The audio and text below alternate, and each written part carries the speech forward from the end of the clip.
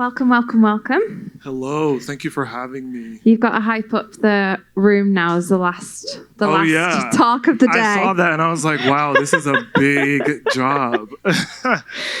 And we're going to be talking about cultural relevance today, and how we're kind of rethinking the e-commerce funnel. I feel like we've gone through all the different areas of e-com today, so this is kind of like a nice roundup on what you're thinking. So if you could start and give a bit of an intro into yourself and where you work and what you do. Yeah, so my name is Gavon Broomfield. I'm originally from Atlanta, but now I live in Brooklyn. I work at Highsnobiety as a senior strategist. Highsnobiety is a full-service 360 creative studio, and we're powered by an editorial arm. And as a senior strategist, it's my job to translate cultural movements into commercial opportunities, helping brands participate in culture and not just advertise to it. That's quite a big role, isn't it? Yeah, you have to be like all-knowing, cutting edge all the time, and sometimes I just don't want to do that. But yeah, it can be fun. So what do you think, let's start with the core idea. What is cultural capital in 2025 and how are the smartest brands turning that into growth? So cultural capital in 2025 is really about authentic cultural fluency. And that is the ability to speak the language of the communities that matter most, not just broadcast to them. Mm-hmm. The smartest brands are sort of viewing culture as a two-way communication. And they're showing up to cultural movements early as participants, not as advertisers. So a really great example is like a Nike. We all know them. They have consistently just showed up in the right context with the right creators. And they understand that cultural capital is not something that they can buy. They have to earn it by participating in culture. And talk a little bit about your idea on the new e-commerce funnel. How is it different from traditional models, and how do you think brands should think about top v bottom of the funnel in today? Yeah, that's a really great question. So the OG funnel is linear, right? It's like we're going to push you from awareness all the way to conversion. And this new funnel is really about circularity, and it's about community. Thanks to social commerce, word of mouth and social proof all happens at the same time. And now there's this extra layer called post-consumer advocacy, where your consumers are really your cultural ambassadors, and they fuel the top of the funnel. So it creates this circle where the top is where your biggest consumers lie. And those are what I like to call your stans, which are your super fans.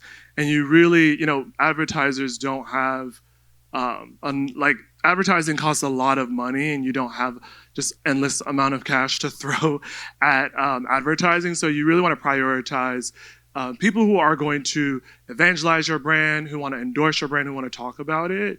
And so we've really seen the funnel move from this linear brand sort of top down to more of a circular community-driven model. And there's one other point that I wanted to make, which is really about, I'm sorry, I'm blanking, but there's something to the actual channels that you're activating, instead of just seeing them as a place for you to, broadcast. It's actually about, can you create these compelling, really sticky experiences as the consumer is really exploring and evaluating options. How can you create an experience that makes them want to come back to you instead of just pushing them down a funnel like they're like a robot? And what's a recent campaign or a collaboration that you've seen where you think they've really nailed that balance between hype and commercial return?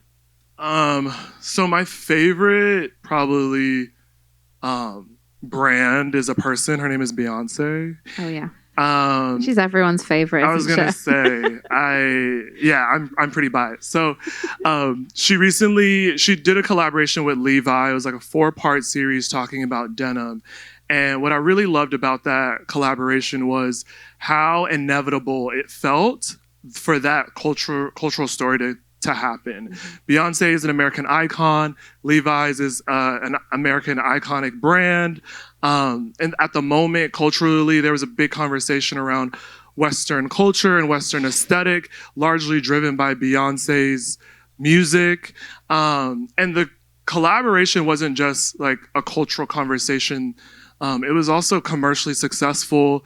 It drove Levi's stocks, I believe, 20%, and they had an additional 1.5 million in sales. So it was beyond a celebrity endorsement. What it felt like was a cultural story where Levi's was sort of like an inevitable partner for Beyonce to continue to tell that narrative. Mm-hmm.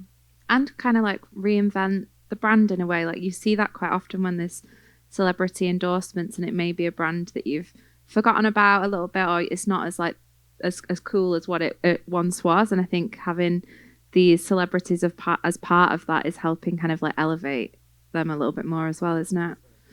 And how does Highsnobiety think about community versus audience, and how should brands build with long-term loyalty in mind? So the way we see community versus audience is an audience just consumes, and a community is about participation. And so we really believe in building community around shared cultural values, not just like product interest. Mm-hmm. And as far as long-term growth, it's about making people feel like an insider, not an outsider looking in. So the best brands are creating these exclusive experiences. They're actually allowing people, giving them the agency to shape the narrative of your brand. And another thing that they're also doing is developing cultural sort of marketing, products, brand activations that reinforce people's taste and identity. Mm-hmm. And that's how sort of a brand becomes this badge for who people stand for. And how do you help brands straddle commerce and editorial without really losing that authenticity or edge? Yeah, so Highsnobiety, one of the biggest things people come to us is for our opinion, and we're very, very big on maintaining sort of an editorial standards. And our audience really trusts us because we champion emerging cultures before they're commercially viable. Mm-hmm. So for us, it's really about helping brands understand that authentic integration is really about lost my train of thought there. Authentic integration is really about collaborating with communities and culture and putting culture first. Mm-hmm. It's not about putting your product first. It's about leading with cultural value and allowing the commercial value to follow suit. Yeah. And last question to kind of close out. An amazing day. From a strategist lens, what's the single most overlooked move a brand can make today to build that long-lasting cultural relevance and make it drive a commercial return? I think the single most, if you really want to win in this game of culture and earn cultural capital, is show up and consistently build relationships with cultural communities before you have anything to sell. Mm-hmm. It's really important that you start a conversation with creators or with a community or having or even just cultural movements before they pop off. Yeah. And when you invest in these cultural movements before they pop off, then people actually believe you when you later down the line collaborate with culture. I think a lot of brands either over collaborate with culture and show up when they're not wanted, or they show up and they say something crazy. So it's really about putting in the work before you need something in return, because cultural capital really compounds over time. It's like investment. That's amazing. Thank you so much.